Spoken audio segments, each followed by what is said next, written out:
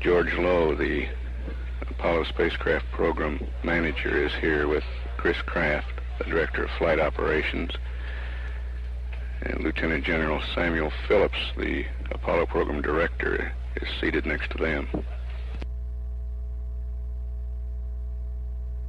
On the other side of General Phillips is George Hayes, the mission director.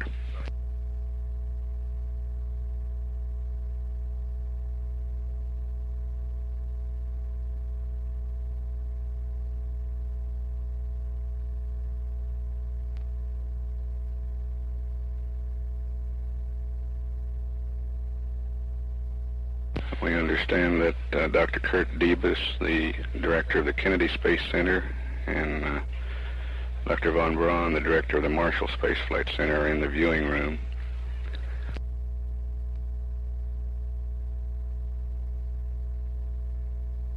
We'll try to get a list of some of the other people in the viewing room.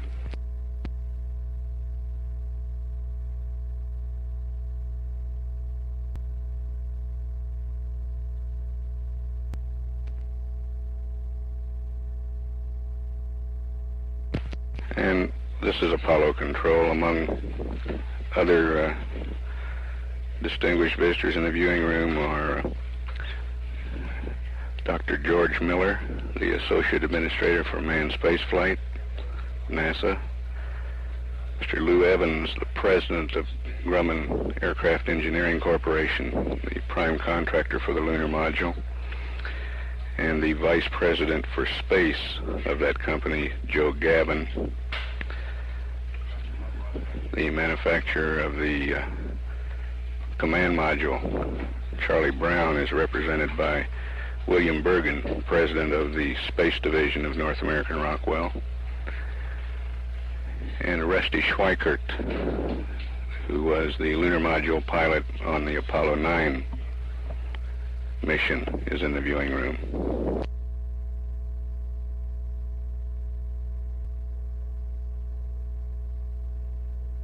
And the lunar map has replaced the world map on the big board at the front of the control room. We're a minute 23 seconds away from the time we should acquire Apollo 10 if the lunar orbit insertion burn was not performed. We're 11 minutes 45 seconds away from acquisition of signal with a good lunar orbit insertion burn. And we've passed the time for AOS if we didn't have a burn, and there's no data. And as Chris Kraft just said, silence, and he counted down the last 5 seconds of that time out loud.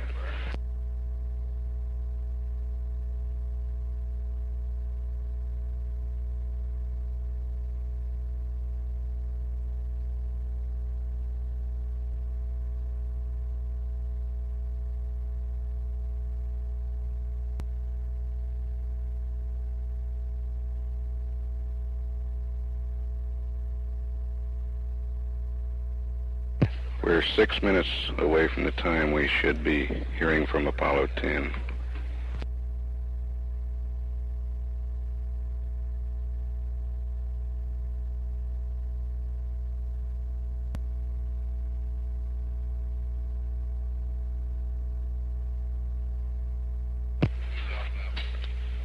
Three minutes, 56 seconds away. We're waiting.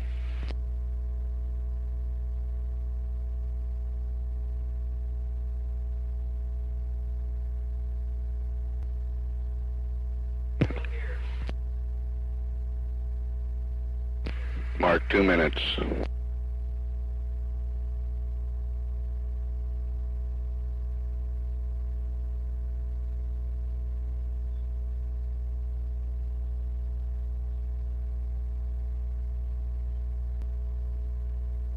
One minute.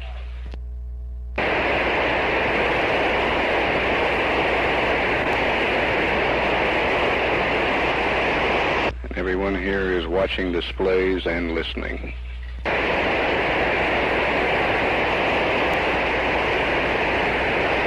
Thirty seconds.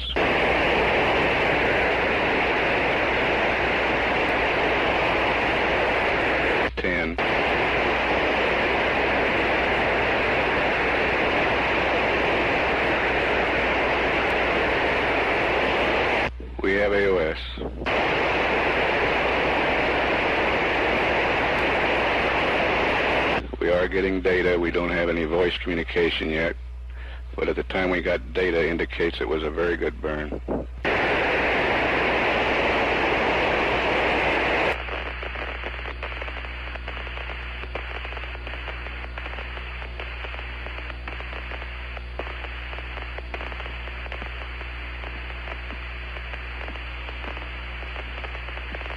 Hello, Apollo 10, Houston, over. Roger, Houston, Apollo 10, you can tell the world that we have arrived. Roger, 10, it's good to hear from you. You wouldn't believe this thing. That was John Young. The guidance was absolutely fantastic, and we'll give you the burns right now. This engine is just beautiful.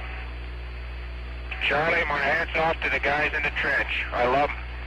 Yeah, kiss that man that runs MSFN. I don't know if I can do that, though, but I'll say thank you. Okay, Charlie, ready to copy your burns? Go ahead. Yeah, say thank you big. You ready to copy the post-burn report? Roger, go.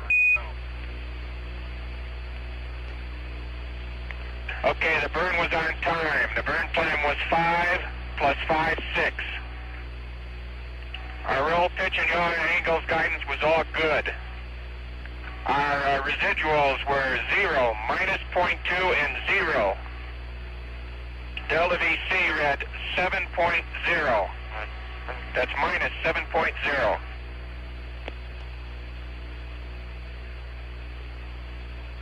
The fuel remaining is 37.7%. Oxidizer is 39.5%. The unbalance, I'd like to talk about the present unbalance, is 500 increase. We're in a 169.1 by a 59.6. The chamber pressure increased smoothly throughout the burn from 98 to 103 with no apparent discernible jump at the second ball valve initiation. I take that back, Charlie. It bounced up to 98 and then smoothly from 98 on to 103 with all 4 ball valves on. The unbalance, are you still with me? Roger, go ahead. Standing by, over. Okay, I watched the unbalance go from where we left it at 200 decrease from the short burns. I didn't touch it until after everything settled down, after we were into the burn for 30 minutes. At that time, the unbalance was 300 to 350 decrease. I put the oxidizer flow valve in a decrease position. I brought it up to 0. I closed it, and then it started on up. After it hit about 150 increase, I put it to increase, and it held it, barely held it, and it creeped up from like about 250 to the present point at 500. I actually neutralized the flow valve at about 20 seconds before the burn ended, and when I put it to normal, then the increase went from about 400 to 500. Roger, we copy, 10. It looks like you really have arrived. It was a great burn. And the oxidizer and fuel remaining agree very accurately with the onboard graph I have of the helium pressure, which is about 1750 right now. Roger, we copy, 10. And the first view I had in the moon was reflected in the overhead window of the LEM. How's that grab you? Hey, great. That's Gene Cernan with the post-burn report. Hello, Houston, you have to see this planet to believe it. Roger, 10. We got Fido looking at the radar residuals are very small. Give us a chance to track a while, and we'll confirm. Over.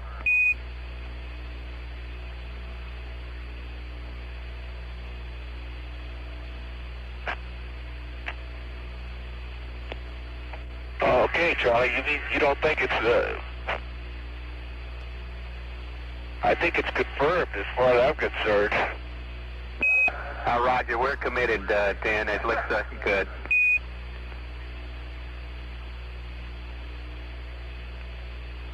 That's John Young who's convinced there. How's the view, 10? We have our astute geologists here overlooking the surface, and they'll report a minute. Roger, standing by, over. Okay, we're just passing from the highlands over into the Maury area, and you can pass on the Jack. We caught a couple of real pretty little volcanoes, there's no doubt about them, and we got a couple of good high-resolution photos. And it still looks kind of brownish gray to us here. Over. Roger, we copy. Yeah, there was place back there where there's that. There was one volcano, or whatever it was, that it was all white on the outside, but definitely black around the top of it. Roger. Charlie, it might sound corny, but the view is really out of this world. Roger. We had a couple of comments from the back row that I won't repeat.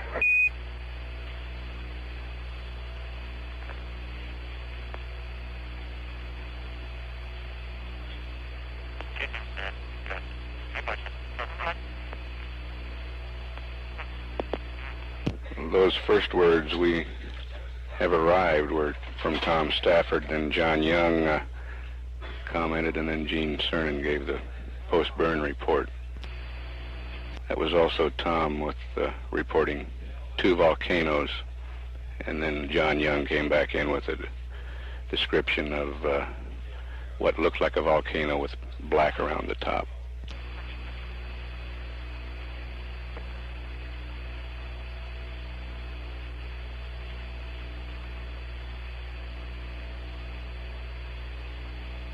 Hello, Apollo 10, Houston, we have a map update for Rev 2 if you're ready to copy, over.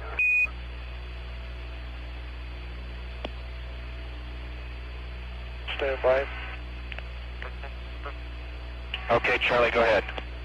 Roger, for LOS, 774759er. 775827. 783119er. We got a sunrise time of 775140 and a sunset of 791333. Ready for your read back, over.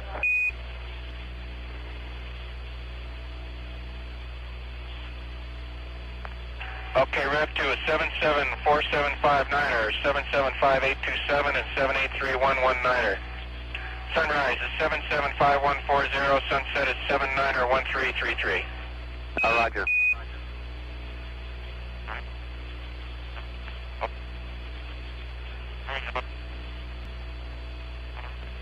10, Houston, according to IMAP, we have you coming up on the sea of waves, and to your left, Langrenus.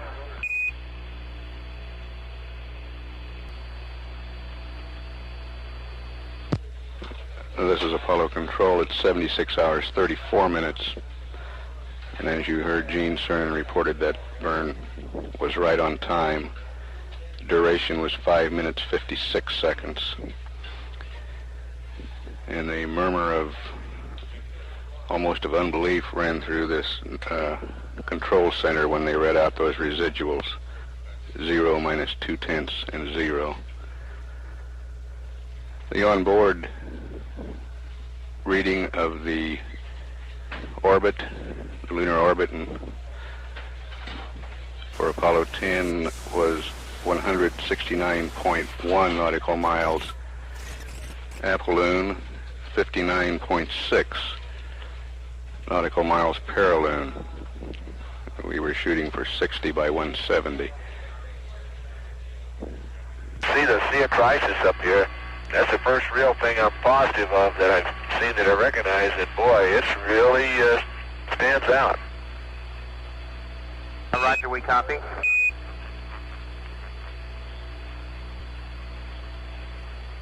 That was John Young reporting. You could see the Sea of Crises. It stands out very well. Houston, Apollo 10. Now, one thing about the orbital rate up here in the track, it's considerably slower than around the Earth. Roger, we copy 10, over. But also looking out at the horizon and some of the mountains we can see down here, that's going to be a real kick tomorrow down at 50,000 feet. Over. We copy that. That was Tom Stafford.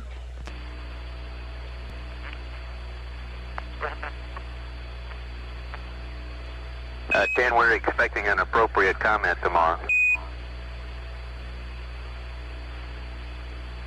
We'll use the right words. This will be on Fox, Charlie.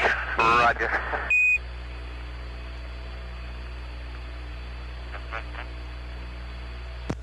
And the people in the trench that the crew showered the praise on are the flight dynamics officers, whose consoles are on the front row in the control center. That area is referred to as the trench.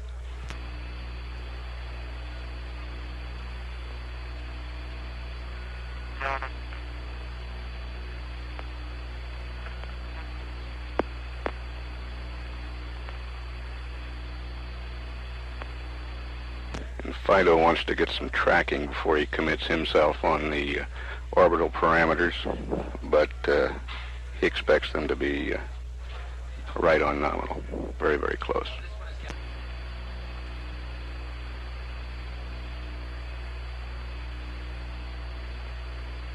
We've got Langrenus now out here off the, it depends on which way you roll, but off to the one side here. Brilliant, beautiful, sharp peak right in the center. Copy, 10.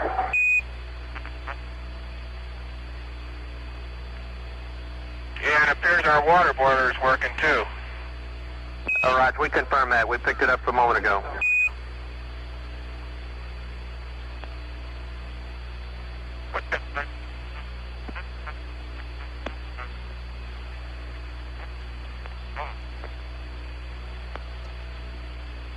Yes.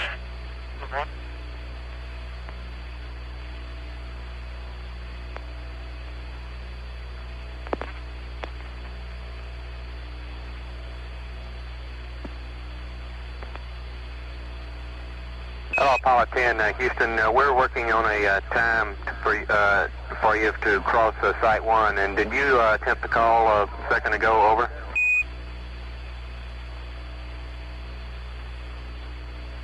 Negative, I don't think so, Charlie. Over. Roger.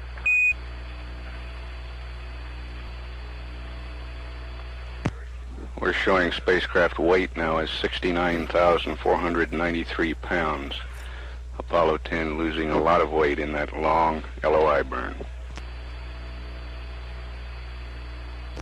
The weight at LOS was 93,281 pounds.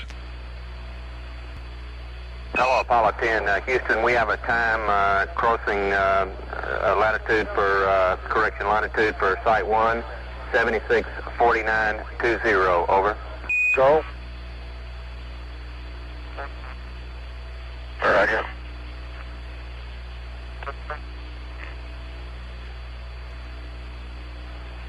Roger, Charlie, and I think we're coming over the Taruntius twins now. Looks like we got them real clear. Roger, we copy. 10, what's your early estimate of landmark tracking ability? Jake do a good job for you? You got a lot of good landmarks?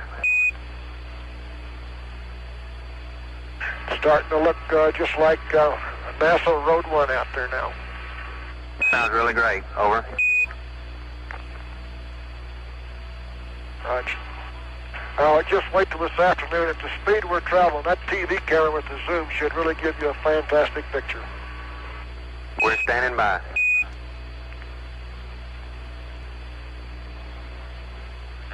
NASA Road 1 is the road in front of the Manned Spacecraft Center.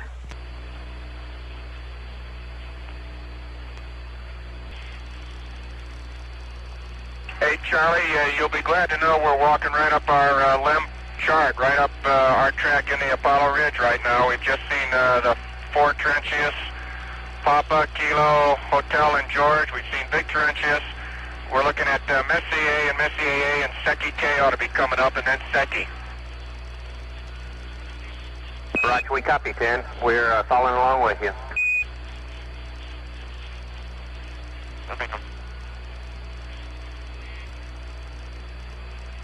That was Gene Cernan calling out those landmarks along the ground track. Over B1 right now, come to think of it.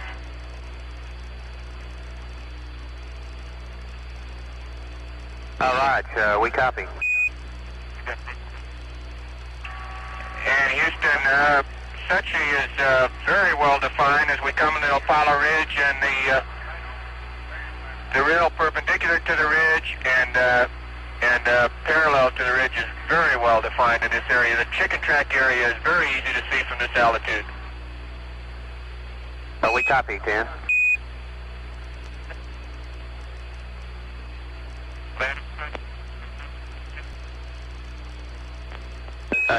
Houston, as you near Site 1, if you get a chance, could you comment on the volcanic cones in the highlands south of track, over?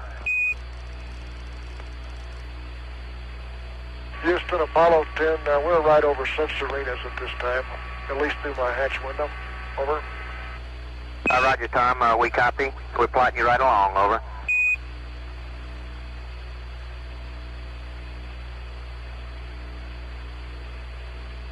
And I've got the Terminator out my window coming up.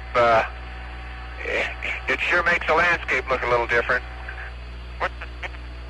Roger, 10, could you comment on the shadows as you come up to the Terminator and your ability to detect landmarks in that area, over?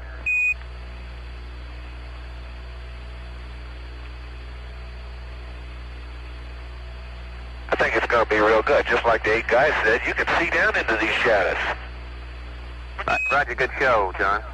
Like I'm looking at down on one crate. I'm looking down at one crater, and there's a crater that's underneath the shadow, but I don't have any trouble at all seeing it from here. Roger.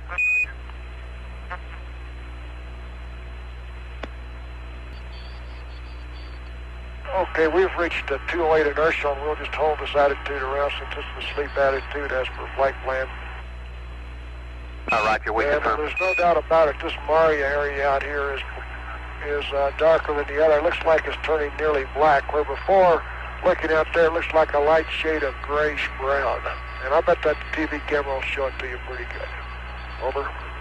Roger, we're standing by for the TV, and you stopped in orb rate at 208 inertial, over.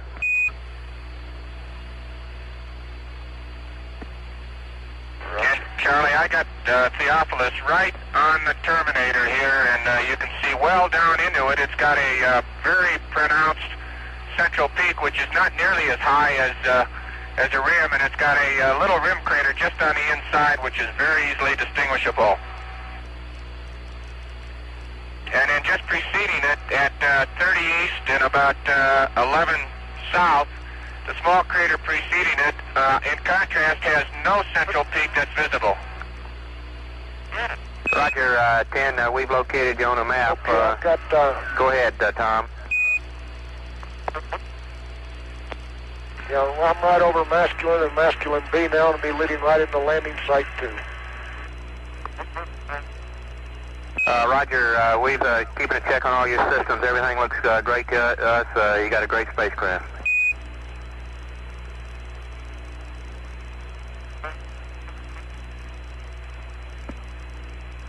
And Sidewinder reel and Diamondback reel stand out just tremendous here. We're just about to cross the Terminator. Roger. Boy, that's really something there.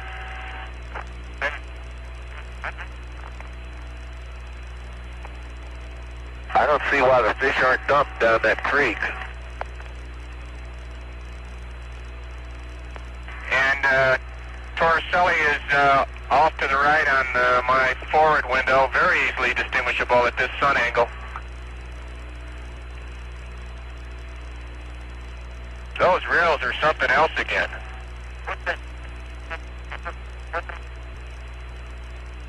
And Houston, we'll have you coming up to Site 2 at 7653. You might be in it too dark at that point, but that's the time. Over. Okay, Charlie, at 208 here, inertial attitude, we're going just about straight down, and most of the terrain right down below my window is starting to disappear, and nighttime is getting black here. But the one thing that really stands out was those features that we picked out, and I guess all the homework is paid off because, like I said, it's just like NASA Road 1 leading up to it. Over. That sounds really great. We got our friendly geologist back here grinning, and looks like we're going to be go for all the landmark tracking and everything in. Okay, and I've just picked up Moki down below. I can just see a little bit of the white rim, and the rest is black. Landing site 1, site 2 is completely in the black, but I can see half of the rim of Moki, and that's about it. We're now passing into darkness. We copy, over.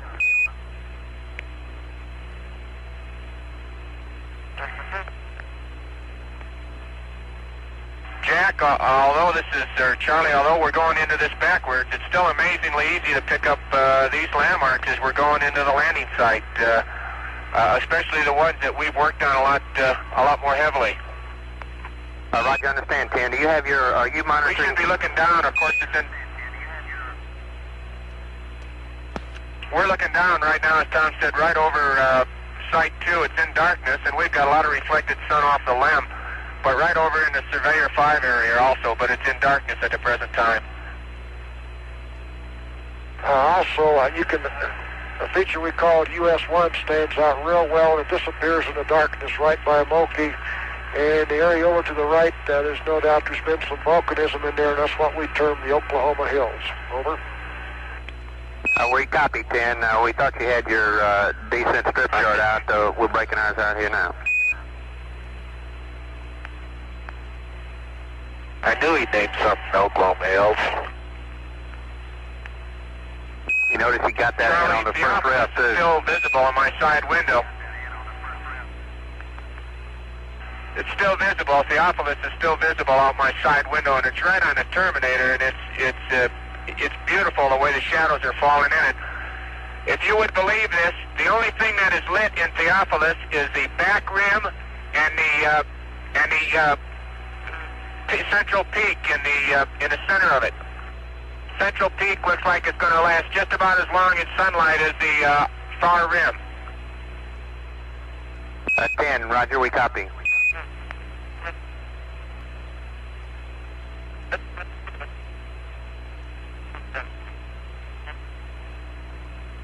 10, Houston, we'd like you to elaborate a little bit on the rills that you commented on about 5 minutes ago, Diamondback and Sidewinder, over. Okay, I'll tell you from my experience around the Earth, you can tell, Jack, it looks like Canyon Diablo out there in New Mexico. They're definitely dropped down with sharp walls. It doesn't look like there is any build up along the side. It's just straight down like a graben. At least from this angle up here, at least from 60 miles, it looks like they're straight down. It kind of looks something like Canyon Diablo. And we'll give you a better description tomorrow at 50,000. Over. Roger, we copy. Also, US1 looks like it's got pretty vertical edges, but again, this is from 60 miles. We'll give you a better description tomorrow. Over. Roger, 10. We copy. In the rills, can you see? Do you think you can see the bottom of those things? Do you see any boulders, anything down there? It's probably pretty difficult from that altitude, but can you comment on that? Charlie, no, 60 miles is too far up. It's mostly dark down there at this sun angle. Later on, we see some around the other side, and tomorrow we'll give you a better description. Roger. Say the truth, I didn't look that close, but it's the shadow that goes down in there. All you could tell was the rill. You could see the bottom of it. Roger.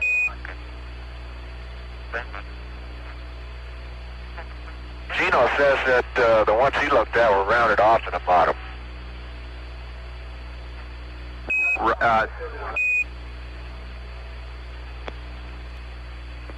Houston 10, you might tell Jack that he forgot to tell us to practice studying these landmarks standing on our head. Roger.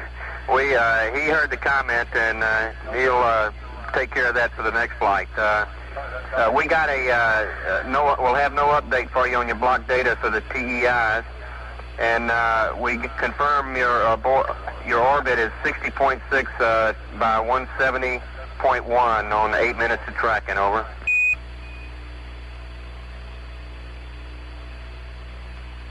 Right, 60.6 by 170.1. That agrees pretty close. I guess we owe you, don't we? Not me, DeFido.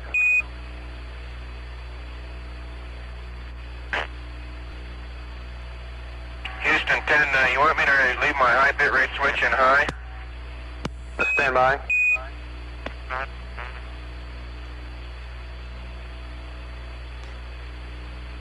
Okay. 10, Houston, we'd like your bit rate switch to go to low, over. Okay, sorry I didn't catch that earlier. Okay. Houston 10. Go ahead, 10, over. Okay, I guess I'm looking for some words on the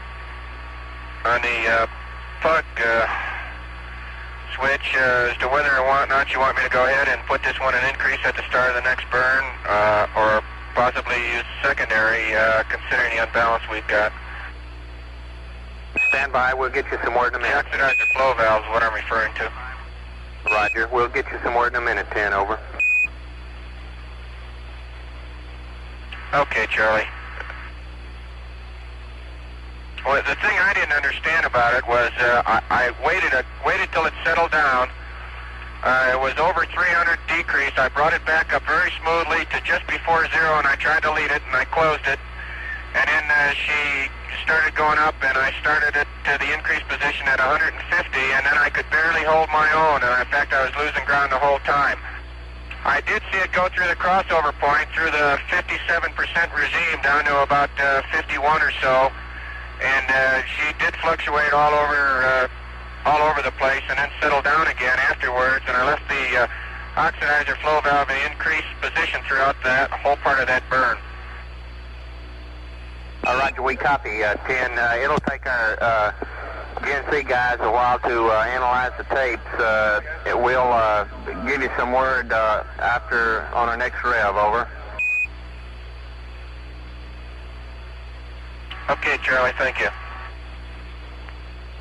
Boy, Charlie, I never saw nothing like that. When we came around on the backside, it seems like the colors are different on the backside, more light than they are on the front side, primarily because of the Maria. I would say it's black. It's shades of black and white and browns in there. And near as I can tell, there's some brown in that thing. Right, 10. I copied that And, on all kinds of shades of gray, of course. Roger.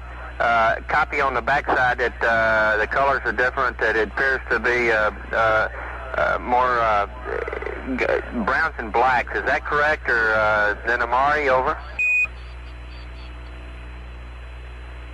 Well, yeah, I think as different from the Mari. And one thing that really stands out that wasn't impressed on me before we got here is a very great observable difference between the as far as elevation is concerned, between the Mari and the surrounding terrain, the surrounding islands. Boy, this is really a rugged planet.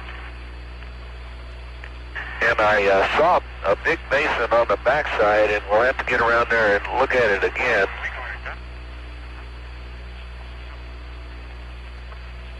It ought to be coming up in a minute.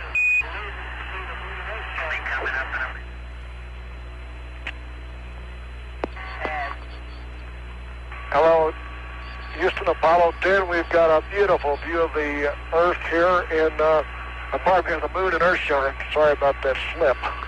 But it's absolutely fantastic here at night with Earthshine. A TV camera might have enough to pick that up, too. Charlie, the craters, the center of some of the lighter craters glow as if they're lit by radioactive. They just glow in this very low dim light. Roger. Stand by, one.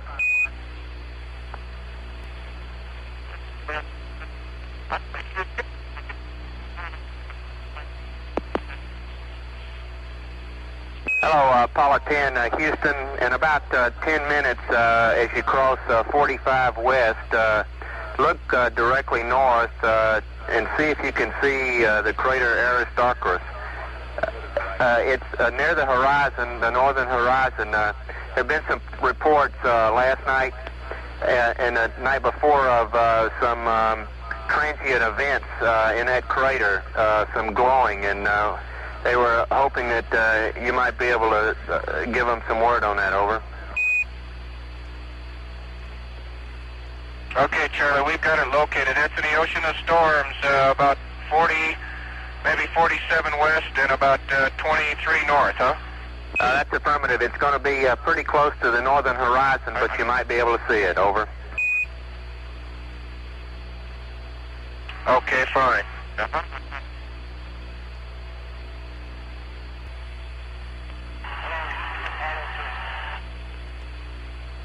Houston, Apollo 10, I've got Copernicus by Earthlight. It's quite a sight here. Over. Roger, we copy, 10.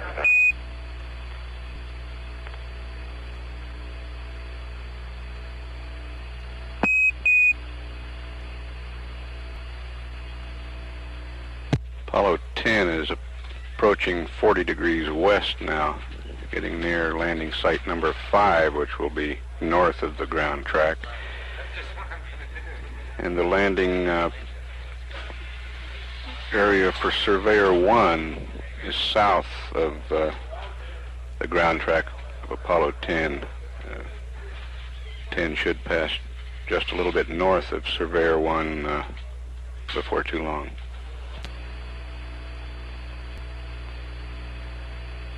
Houston, this is 10, over. Go ahead. Roger, okay, we're set up in a sleep configuration right now as far as the roll, pitch, and yaw goes, and we've got it in wide deadband. Roger, we copy that. Over. In 10-degree deadband, plus or minus 10 degrees. That's all we're allowed in this sleep configuration, isn't it?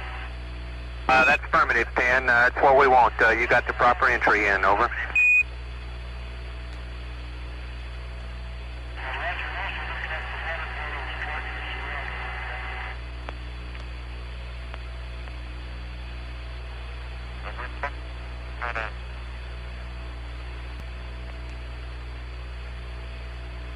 Hello, Houston, 10. Roger, go ahead.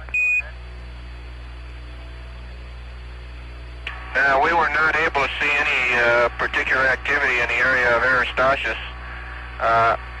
It's amazing, though, how well you can, once you find the landmark, navigate in Earthshine across the surface of the moon. It seems to be very well lit from our altitude here.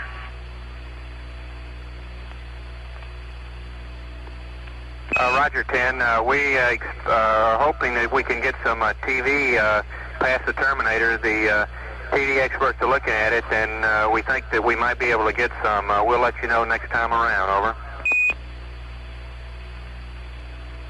Well, we can't. The moon past the terminator is totally dark as long as we're in sunlight, but the minute we go out of sunlight in the darkness ourselves, the moon then glows right at us. 10, we copy.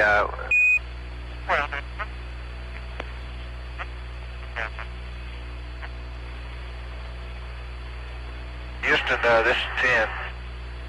Go ahead, 10, over. I can, the limb thrusters stick out like a sore thumb in Earthshine too, but they don't keep you from seeing any of the stars up here at night. It's real well lit up. Roger, understand. In your P-52, you could recognize everything, no problem. That was not blocked by the limb.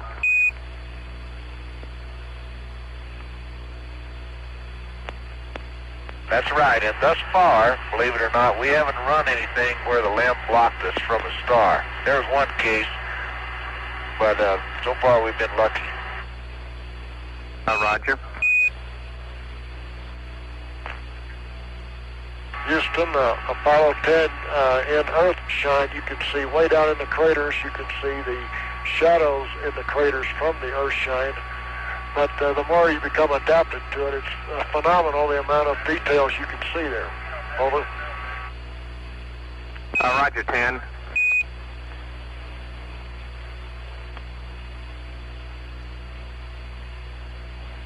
It's nearly what you call field-grade nighttime flying, Charlie. Roger, Cavu, huh? We got you. Good thing, this is all field grade. Roger. It's what John and I call a commander's moon in the Navy. We got a lot of smart guys down here in the Capcom console.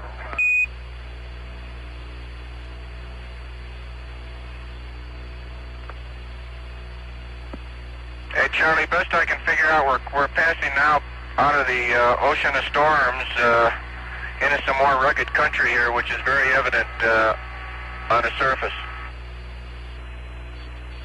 Roger, Gene. We are plotting you right along. That's a good call.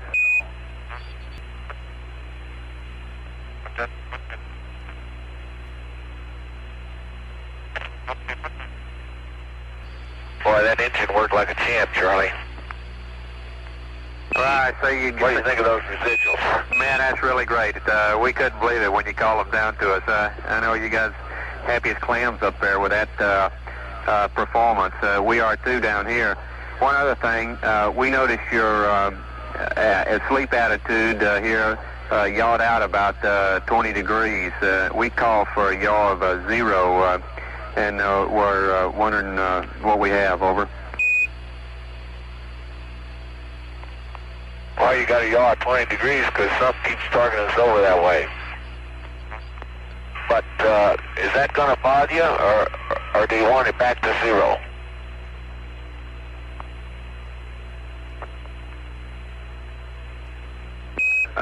Stand by. Over. They'll take it back there. Roger, Houston, Apollo 10. It looks like this water boiler keeps torquing us off because we haven't noticed that many Apollos holding inertial anywhere before. And particularly on this orbital path, you wouldn't expect a yaw would get to you, but it looks like the water boiler's torquing us. Over. Copy, 10. Either that or there's a big mass gone up north or something.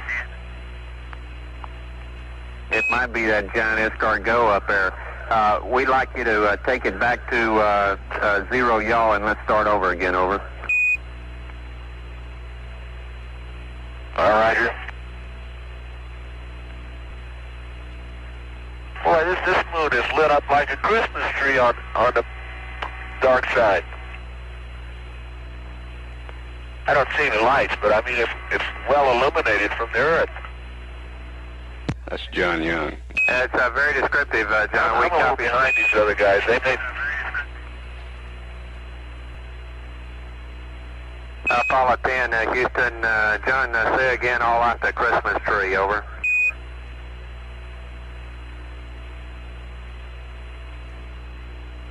I said, I don't mean lit with lights, but it sure is brightly illuminated from the Earth.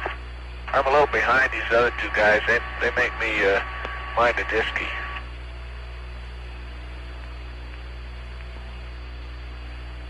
Roger, we recommend you get your share of viewing time also.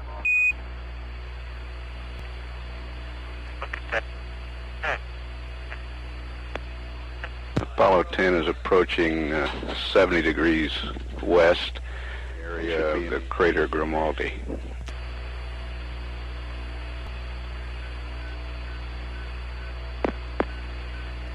Houston, this 10's something interesting. It looks like we're coming into the termination of Earthshine here, and we're starting to get long shadows on the hills as we go into the Earth terminator. Our friendly geologist says that's right, coming up on Earthset here.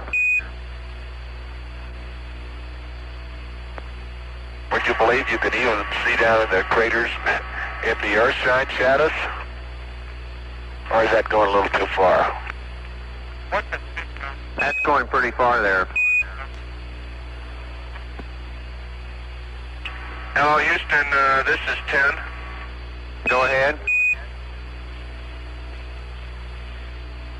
Okay, it appears I can recognize at about 30 south and about 80 west that big, wide gorge, very rounded at the bottom, that's bordered on one side by the Rook Mountains and on the other side by the Corded Mountains.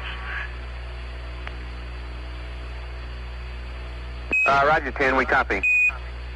And I can see shoulder with a central peak very, very easily.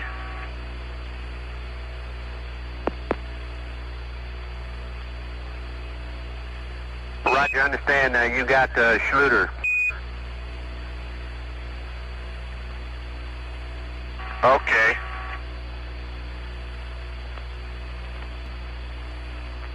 Schluter is a crater at 85 degrees west.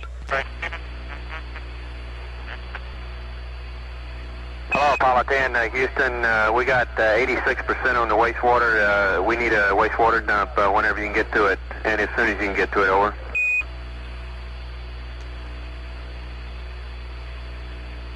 We can do it right now, and I'm coming into the sleep attitude at this time.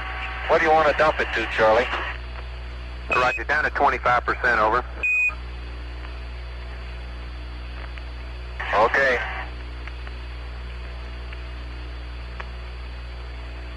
Houston 10, we got indications on a gauge here that we're dumping slowly. 10, Roger, stand by.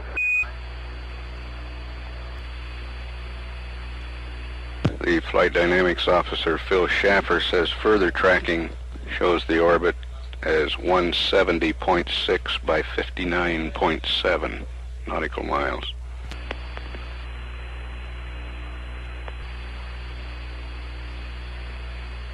We're still 10 minutes, 45 seconds away from loss of signal on this first revolution of the moon.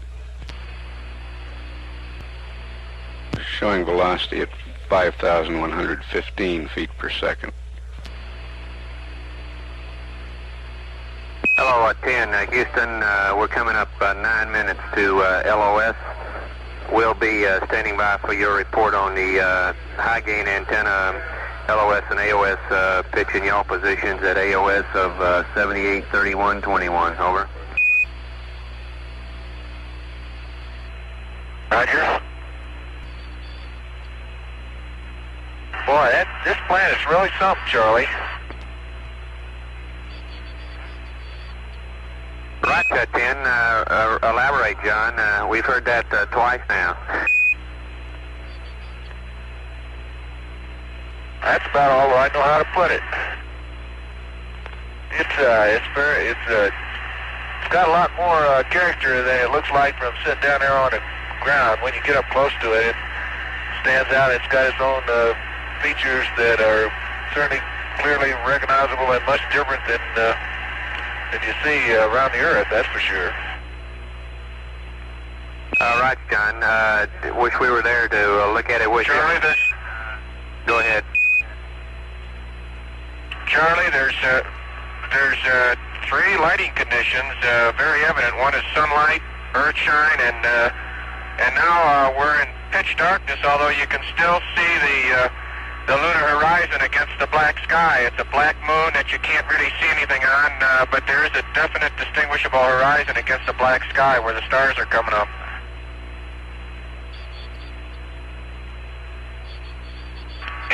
And both terminators are very interesting.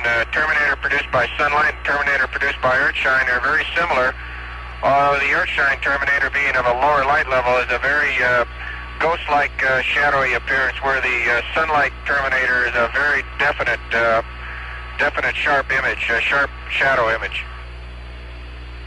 Roger, 10. On this, your comment about in darkness you can see the moon horizon. Is that just a star occulting, or can you actually see features on the horizon? Over. Charlie, if I had a pencil, I could draw you right across my window. I could draw you the horizon. There seems to be ever since we went into total darkness on the surface out of Earthshine, there seems to be a continued glow from behind the horizon, which lights it up continually, and you can't distinguish sharp features, but the general terrain you can see. Roger.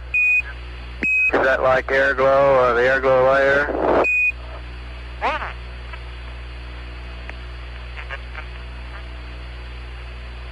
Say again, Dordo. Is that a glow similar to the air glow layer here on Earth, in Earth orbit? No, not at all. Oh, that's good.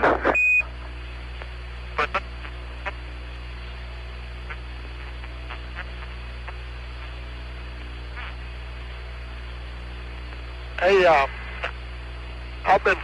Gordo, I've been flying a spacecraft. I just turned around and looked out, and it starts, you can see it's a bright horizon, but it looks like it might be the Milky Way, but the sky is definitely lighter, and it goes down and clips off, and you can make some of the rough terrain features out about it.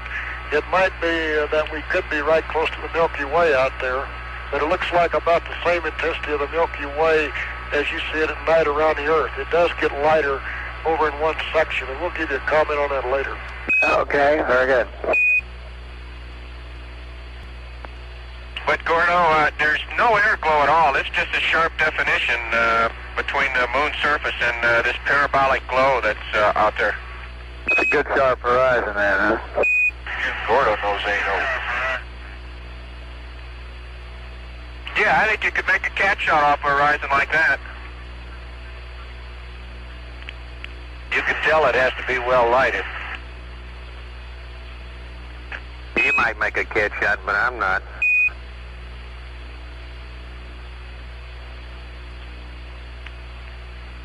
I didn't even think you knew what that meant. Oh, I know all the words. A night lamb launch might be just like a cat shot.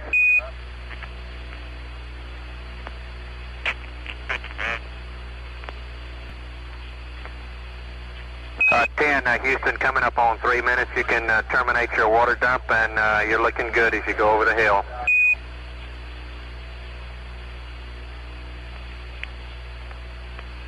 Roger, Houston.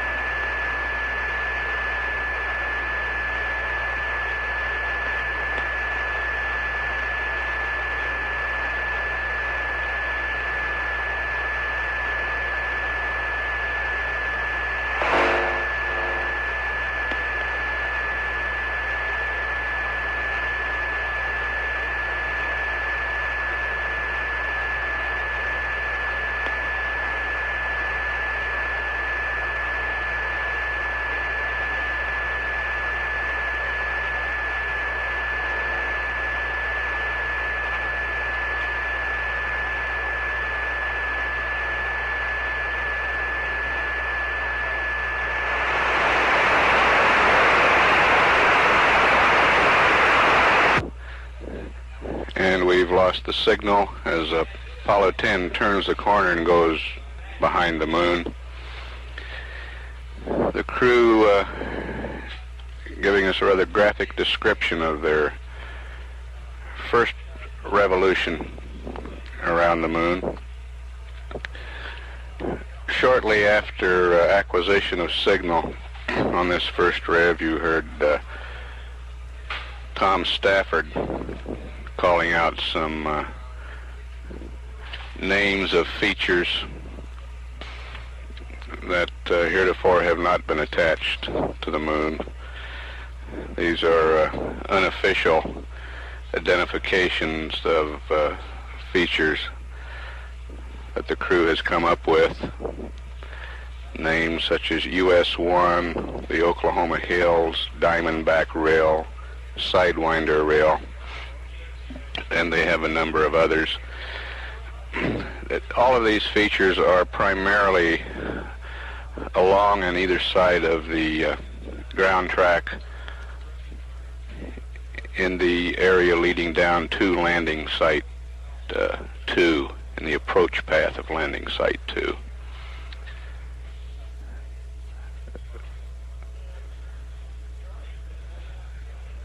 We will acquire Apollo 10 on the second revolution at an elapsed time of 78 hours, 31 minutes, 19 seconds, some 41 minutes from now. This is Mission Control Houston at 77 hours, 50 minutes.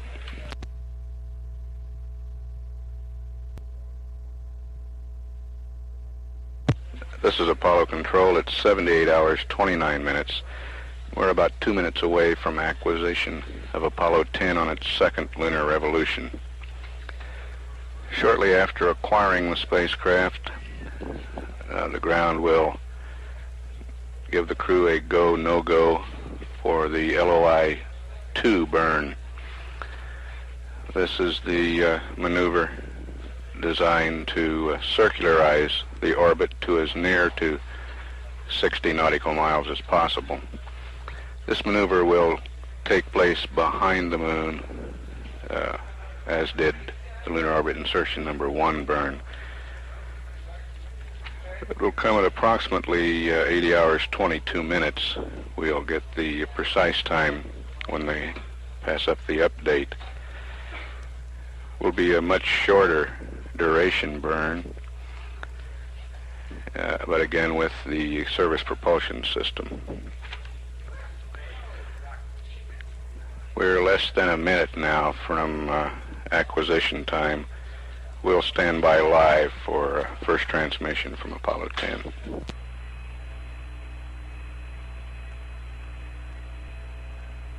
Hello, Apollo 10 to Houston, standing by. It looked like the react mode worked pretty well there. Everything we fired and read loud and clear. Roger 10, we had you go through that again about the react, over. I went to those pitch and yaw angles and the react, narrow deadband, and this attitude picks you up loud and strong here. Roger, where did the antenna go to in pitch and yaw at LOS, over?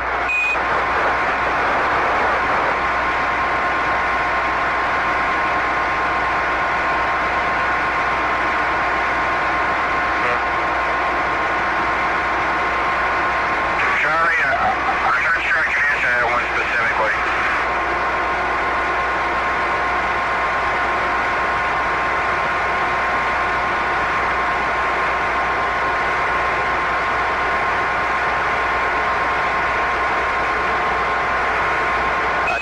Houston, do you think the antenna went to the angles that you had dialed in or fairly close to it, over? Oh, that's affirmative. It did. It went to those angles at LOS. I went to react prior to LOS, and it did go to those angles, and that's where it stayed and picked you up on the way back. Roger. Stand by.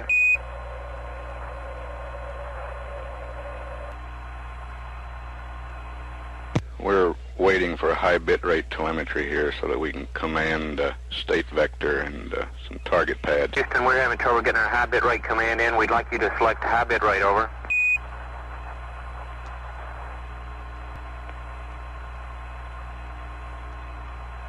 Hello, 10, Houston, over. Go ahead. I gave it to you, Charlie. Okay, we got it.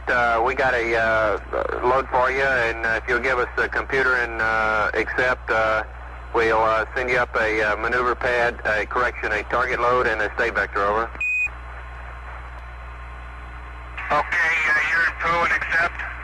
Roger, and we have a LOI-2 pad, a TEI-5 pad, and a map update for you if you're ready to copy. Stand by 1 sec, Charlie. Charlie, give me the map update first, would you please? Roger, it's Rev 3, and we got the LOS time of 795622 80 0641. AOS 804045. Got a sunrise of 800013 and a sunset of 811430. Over. Okay, map update, Rev 3, 79er 5622, 800641, 804045, sunrise is at 800013 and sets at 811430. That's affirmed.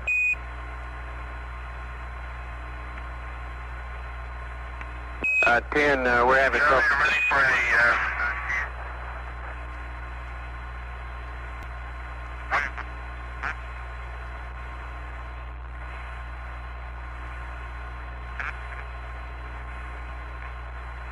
Uh, 10, Houston, we'd like you to go up telemetry, command reset to command reset and back to normal. We're having trouble getting our commands in, over.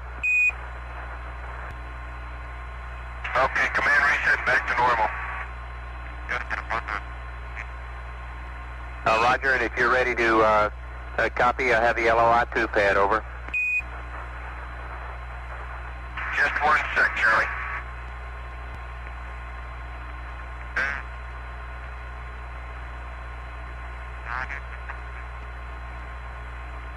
Apollo 10, Houston, now we'd like the up telemetry command reset to off and then back to normal, over.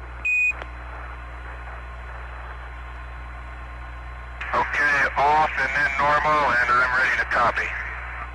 Roger 10, here comes the LOI 2 pad.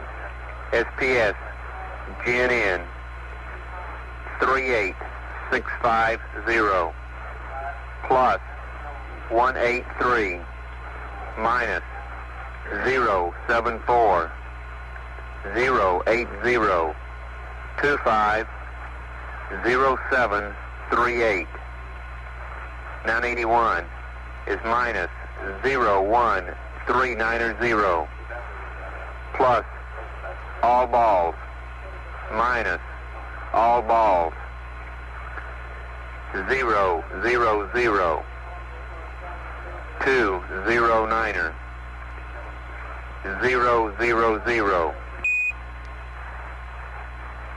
And 944 is 00601, plus 00601,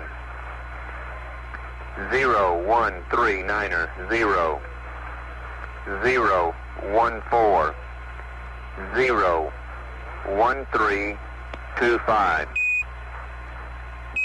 Section star 162205232. Rest of the pad is NA. Your set stars are Vega and Denham. 241 240 013. 2 jet at 17 seconds on the ullage. Over.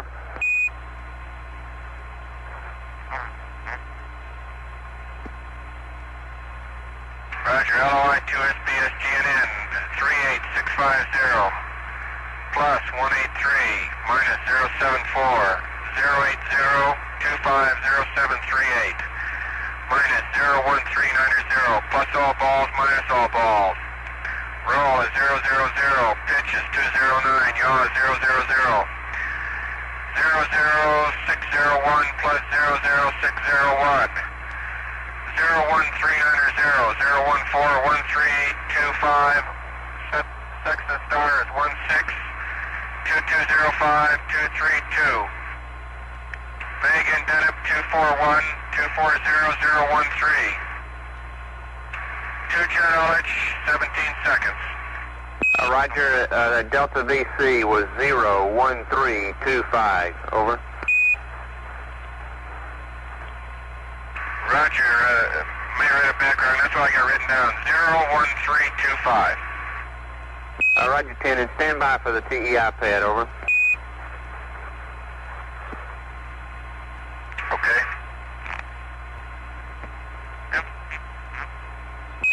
10, Houston, we have your primary evap dried out. We'd like you to close the back pressure valve, over.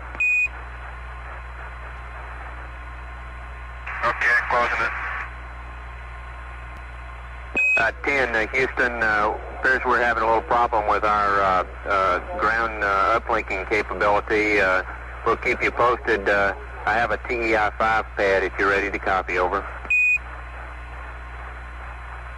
Okay, Charlie, wait a minute. My finger's still on a button here. I'll be right with you. Go ahead, Charlie, with the TEI pad. 10, Houston, stand by for about a minute. We're going to bring down our uplink, and you won't hear us for about a minute. We're going to try to reconfigure ground site. We've got problems with our uplink, over. Okay.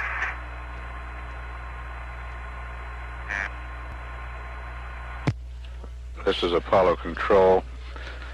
The time for the lunar orbit insertion number 2 burn, 80 hours, 25 minutes, 7 seconds. Delta V of 139 feet per second. Duration of the burn will be 14 seconds. For the first time, we'll be using ullage prior to this burn, using 2 of the RCS thrusters, burning those for 17 seconds prior to the service propulsion system ignition to settle the propellants in the tank. This is necessary after that long LOI number 1 burn. We have a large ullage volume in the tank, not near as much propellants as before, and we'll use ullage to settle those propellants before igniting the SPS.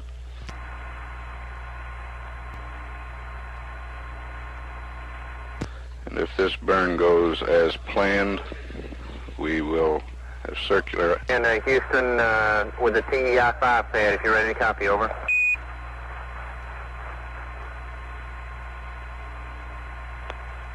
Okay, Charlie, go ahead.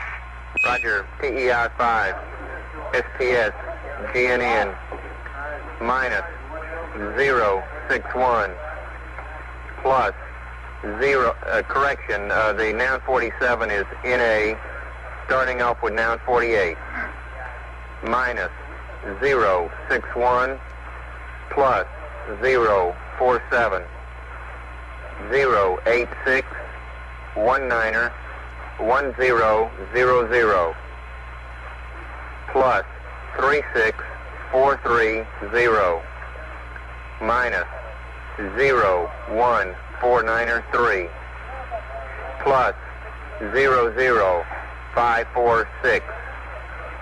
Pitch angle is 025. Rest of the pad is NA.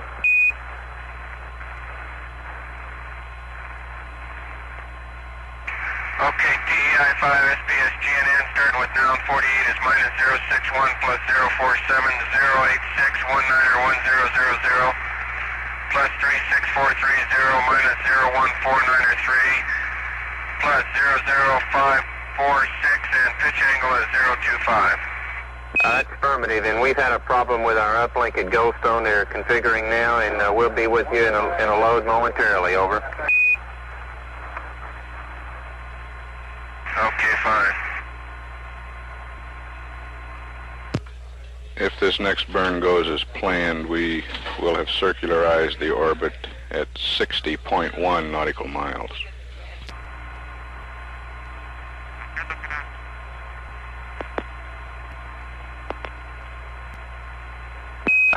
While we got a moment here, before we get our load into you, we got a couple of comments. For LOI 2, we recommend you just place the oxidizer flow increase valve to normal and go primary, over.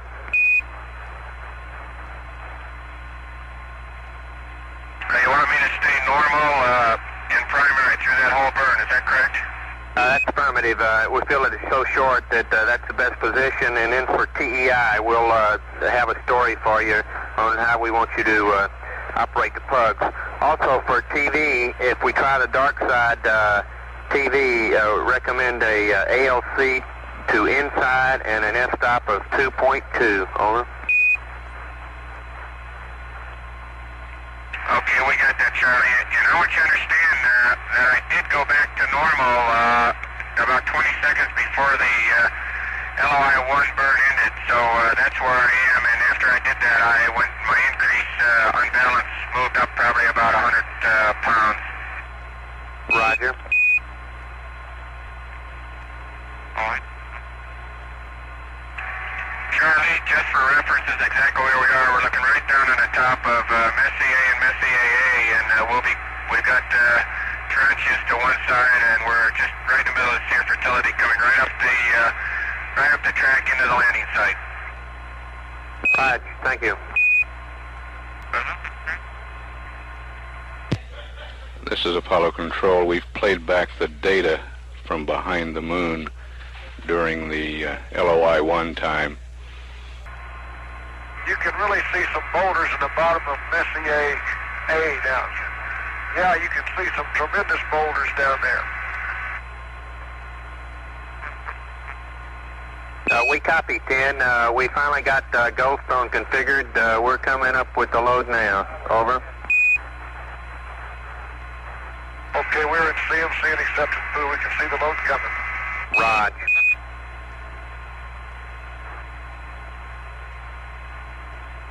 You guys been taking some good pictures for us?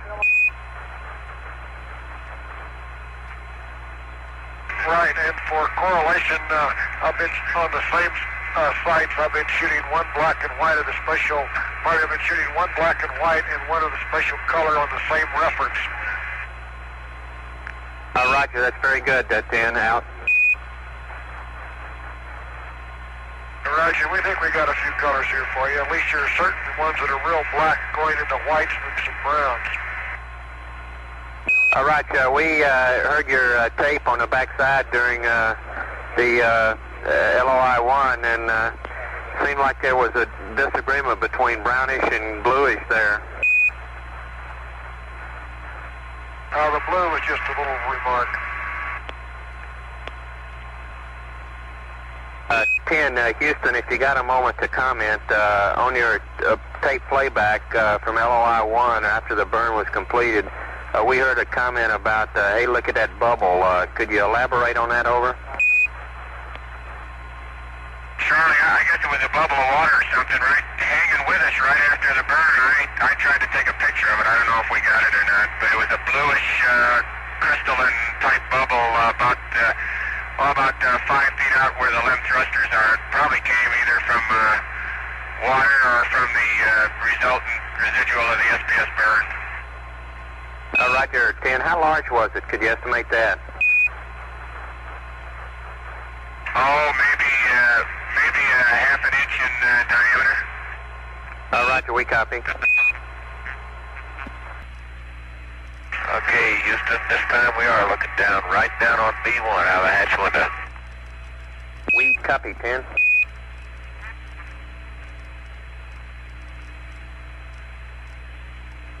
How does the terrain look around that? Just like the map. Raj, how does the terrain look around that area? With a naked eye, it's full of holes. Roger, looks pretty smooth on our map. Of course, we got one of the world here, but real smooth.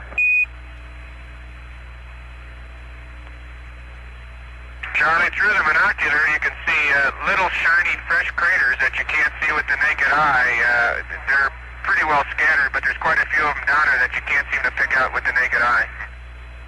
Roger, we copy.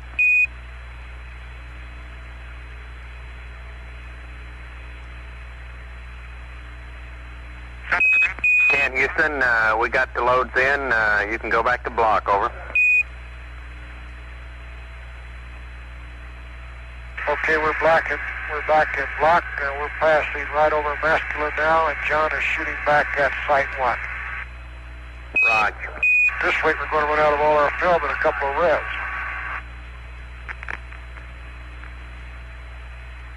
A slight shudder emanated from the geologist back there.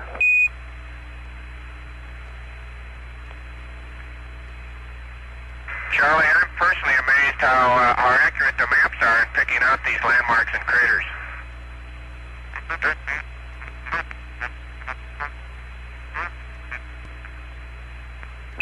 10, Houston, you can put your PCM switch back to low bit rate, over. Okay. Yeah.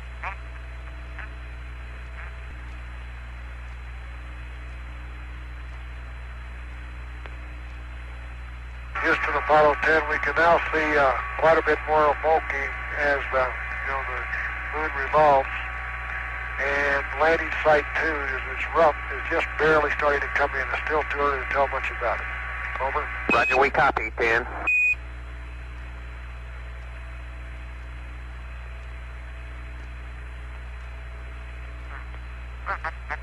10, can you see the on the CSM lunar orbit map the spot marked 112 near Site 2? It looks like a bright whitish crater, over. Oh, that's smoky. Excuse me sorry about that, 10. Yeah, Moki is very, very easy to see. We've seen it both times around. Not only are the rills, but the low ridges are very distinguishable approaching the landing site. And the sun angle is such that we cannot see into the bottom of the Diamondback and Sidewinder rills. Very good.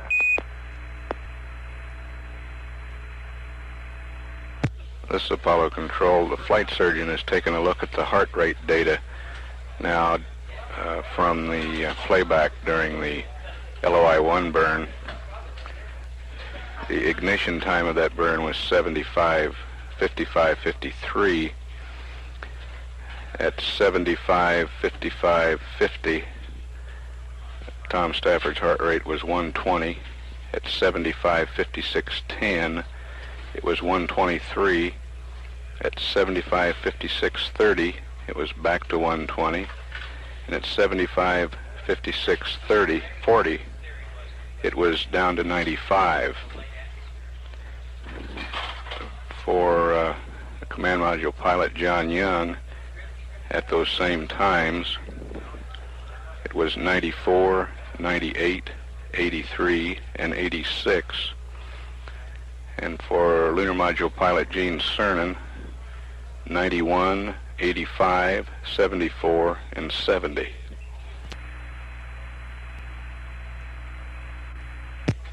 Apollo 10 now near the landing site 3 area. This is also the area in which Surveyor 6 landed. Houston, Apollo 10, we see the solar corona, and it's really beautiful.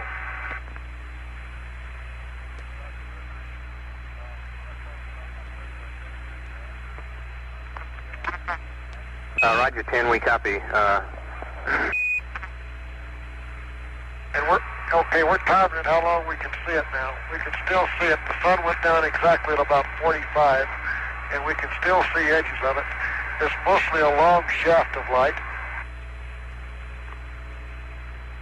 And we can still see it. It's still there. Roger, 10.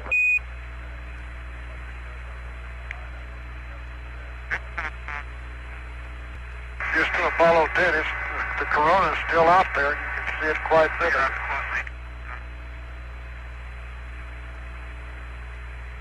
Very good, and 10. you can see stars within about, I could see some in about 20 degrees of the corona. It's still there, Charlie. It's amazing. Raj, on a TV pass, do you think we could pick that up? Shouldn't be any problem in this attitude. If we're in this attitude upside down going away, and we'll go from interior to the out there, you should see it as a long streak. And right now, it's finally starting to fade out, Charlie. It's been a period of nearly 2 minutes, and you can see it. 10, how long does the shafting look as it comes across? Does it get shorter as you go away, or just sort of fade out, over? It just fades out. The shaft is getting shorter and shorter. It's just a little bit left there, and it'll be gone in another few seconds. Roger. And it's spread over a very small area of the horizon, just right in the vicinity where the sun sets. It doesn't go any further either left or right. All right. Still see traces of it. It's greatly diminished now, but you can still see a few traces of it. Okay, we'll get on with our B-52.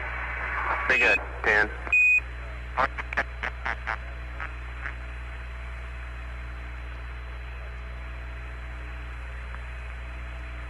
Most of that description was by Tom Stafford with Gene Cernan coming in right there along toward the last.